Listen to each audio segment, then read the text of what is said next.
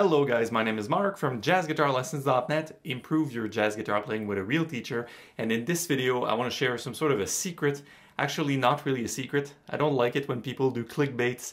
The next thing will shock you. It's actually a really simple and effective tip for learning jazz guitar or learning anything hard in life for that matter. So let's get going. Okay guys, so in this short video lesson for YouTube, I'm going to share something with you that this is not guitar. So if you're looking for chords and scales and stuff to learn jazz guitar, there's plenty of stuff on this channel or on the website you can find. You can just browse to the next video. For now, I want to share insights that are based into science and also things that have had an impact on me, quite a huge impact on me, and that can have an impact on you if you know how to use these tools. Long story short, I want to take a moment to discuss habits, but not in the brush your teeth type of way. I want to bring something to your attention that maybe you would not have thought of, and that can really help you nail, make faster progress on the guitar, make faster progress on whatever you're doing, becoming a lawyer or becoming a surgeon or trying to become a basketball professional. There's something to be said about habits. So I've read a book, it's been a while, it's called The Power of Habits by Charles Duhigg, and I've had this conversation yesterday actually with someone saying science is proving now that most of what we do is under the radar of our awareness. It's like our conscious mind is here, and when we say most, we don't mean like, oh, 60%. We're talking 90 or 95%. In the sense that, and furthermore, not like, oh, I'm not really conscious of how my liver functions, or no, we're not talking about that. We're talking about action, the way you walk, the way you talk, your thoughts even, and whatever you do it sort of mechanically on an ongoing basis, because we're not meant to be conscious of everything we do, or else it would be overflowing with information. It would be too much. So it is an evolutionary thing, and that's good for us. However, it means that even though we think we have this free will, we're actually not using it very much because we're sort of programmed. All right, so this is a really interesting phenomenon because it can be good or bad, but we do it without giving it much thought, including thinking. Our thoughts are, the ones coming to us are automatic. The way we move our hands, see, I'm talking moving my hands, the way we blink our eyes, the way we insist on certain words, or even the things we believe to be true are sort of anchored in habits, and that's why it's so difficult to change anything in your life, honestly. To change anything about yourself requires a lot of work, and it's strange because we have these blind spots.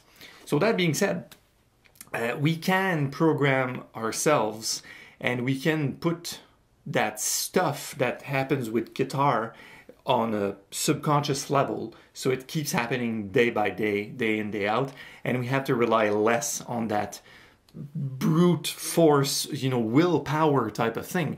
And that's really a phenomenon. And I want just to do a little quick thought experiment with you.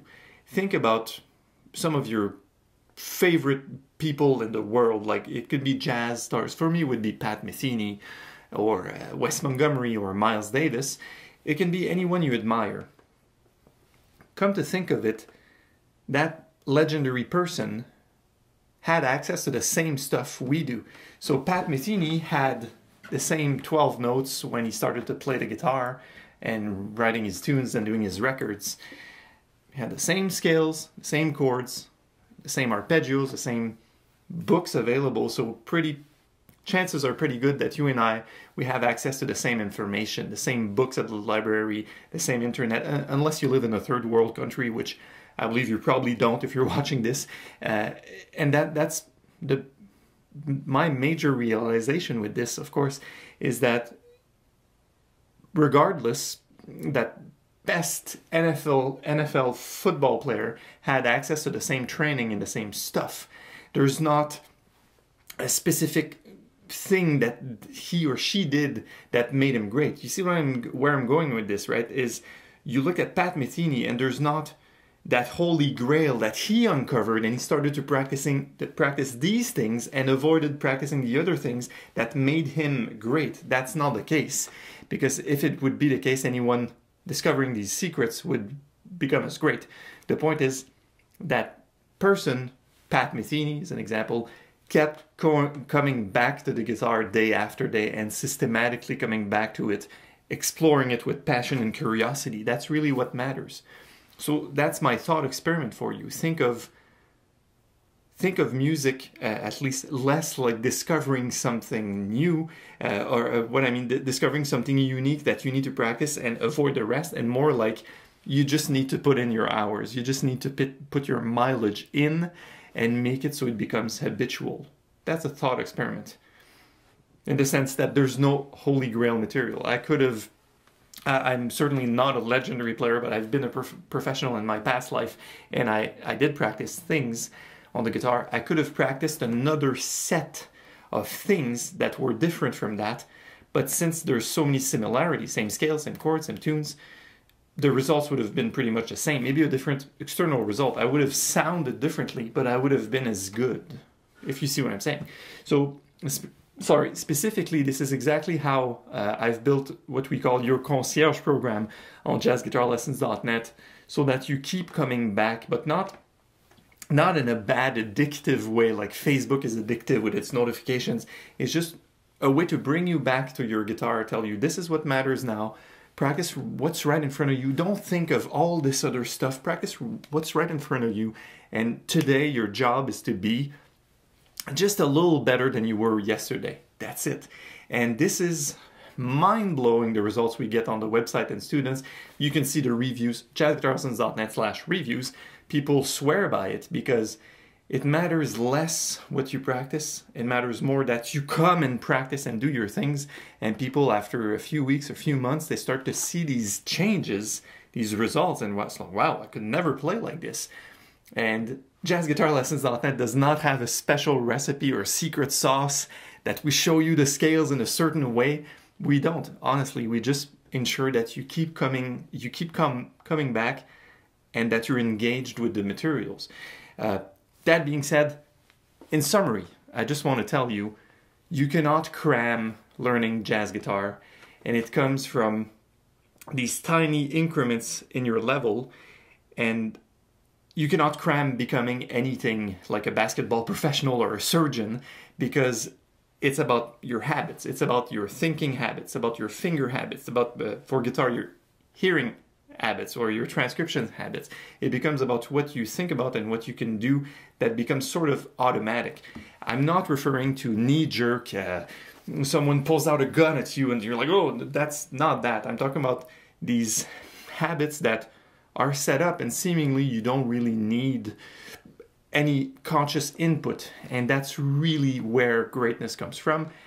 We look at this and we're like, you know, we have a month to learn a song, and we overestimate what we can do in that short period of time, and probably we underestimate what we can do on the long-term horizon. Think of your playing in a year. Think of your playing in 5 years. If you kept just coming back, would it really matter that you practice the arpeggio like this instead of like this? It wouldn't really matter in the end. It mattered that you were back trying to take a solo again on all the things you are, trying to play your blues, trying to jam with people. That's really what matters, is that you are practicing, not what you are practicing.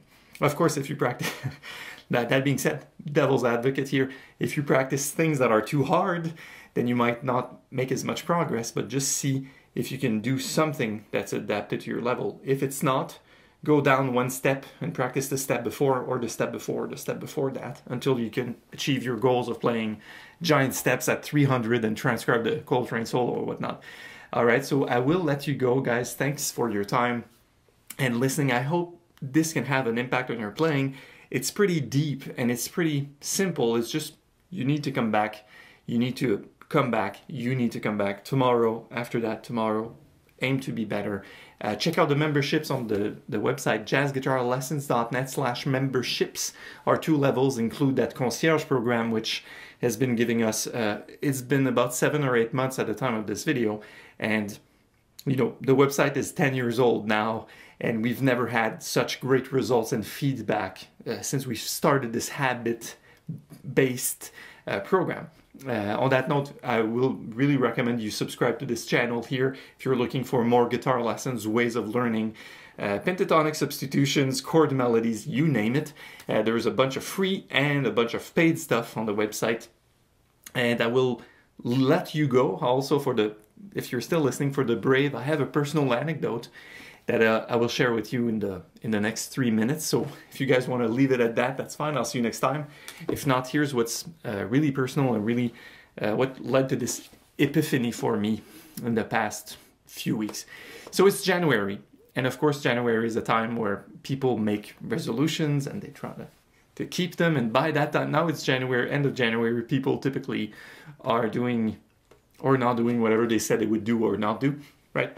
And in my case, I'm not that type of guy because I set long-term goals all the time. And yes, the beginning of the year, I have these new goals, but I always, you know, if you ask me in November or December, how are your past year goals? I know where I'm up to. I keep track of my progress on several things in my personal life and website life, business life, you know, and guitar teacher's life. But one of the things I've done is I got personal coaching this January for health and fitness, nutrition, working out. I was already working out. I am working out consistently it's been years, but I've had my issues, my, you know, little bit of an injury here and learning to squat hurt my back, eating too much, drinking too much, eating the wrong things. You know, I discovered allergies, actual allergies. I have my, you know, so there's a whole bunch of things I've discovered. However, this new coaching program is it's a habit-based thing.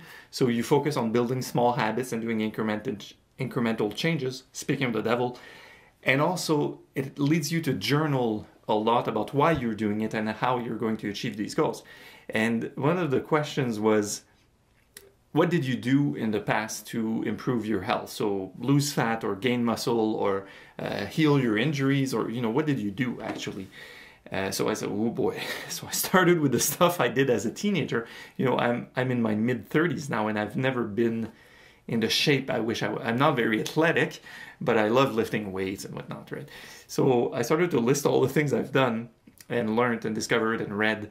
And then the second question is, did any of this have an impact on your life long term? And that's really when the question hurt. It hurt really bad because I'm like, oh, I think I've wasted my time. Because there's a few things that stuck. I eat a lot of veggies. I eat veggies with breakfast. That is a sticking point. It's always there in my life. I drink a lot of water. I sleep well. You know, there's 4 or 5 things, but the vast majority of what I've put effort in really fell off, and I didn't get anything from it for the long term. Meaning that I've invested time and energy, and nothing showed really in my life. So that's when I thought, I'm like, wow, if I had spent even half of that time, energy, and money into building habits that would stick around forever, instead, I would be way much further along in my health and fitness progress. I could lift heavier weights. I would look better naked. I wouldn't struggle with what to eat when you go to a restaurant, like, oh, I don't want to eat fries, right? So it's a really interesting phenomenon to know things. And as my coaching, I won't disclose who this is and how it works, but my coaches always say, it's like, you know what to eat. Like, you know you're not going to eat French fries and drink beer 5 meals a day. Like, you know that.